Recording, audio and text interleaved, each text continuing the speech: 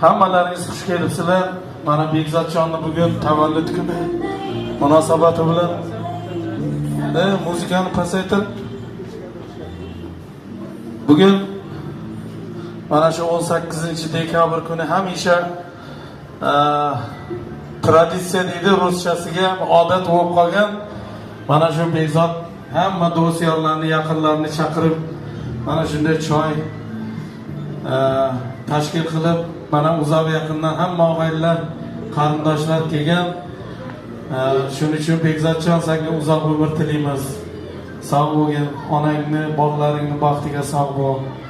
Ilohim qo'lingdan toring tushmasin, ovozingdan ta'sir ketmasin.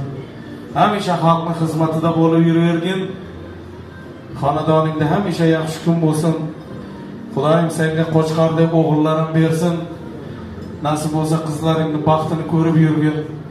Bugun mana Eshon bobomiz, mana Akbar akamiz ham she'rdalar.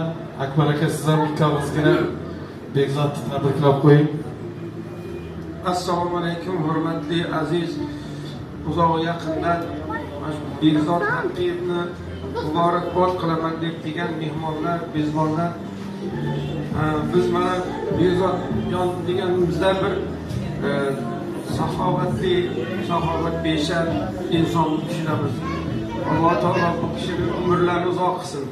Tajribalari sog' bo'lib, elimizni, yurtimizni xizmatida hech qachon charchamasinlar. Qalblarida nimaki xayrli maqsad bo'lsa, Alloh o'zi yetkazsin. Mana shu yerga Bekzodjonni hurmat qilib kelgan barcha aka-uka birodarlarimiz hammalarining yaxshi kunlarida Bekzodjon Haqiyev borib xizmat qilishni Alloh nasib qilsin. Rahmat hammalariga. Rahmat, ustozlar, umringlar uzoq bo'lsin, tanajoninglar sog' bo'lsin. Demak, tantanamizni mana chiroyli tilaklar bilan boshlaymiz. Chiroyli tilaklar bilan boshladik.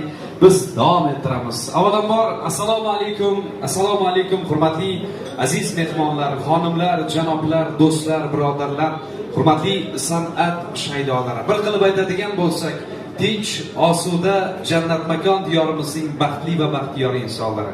Sizlar bilan musaffo osmon ostida, saxovatli ona zaminda, mustaqil O'zbekistonimizning yana bir bayramona, gulgun, nurafshon kunlarining birida, ya'ni kim xalqimizning sevimli san'atkori, vohamiz, bulbuli deb ham bemalol ayta olamiz. Estradamizning yorqin vakili bo'lgan qadrdon akamiz Bekzod Haqiyevni tavallud ayyomlarida barchangiz bilan diydor ko'rishib turganimizdan g'oyatda shodmiz va barchangizga xush kelibsiz deymiz. Hayot aziz va mehribon ota-onalarimiz bilan ko'sa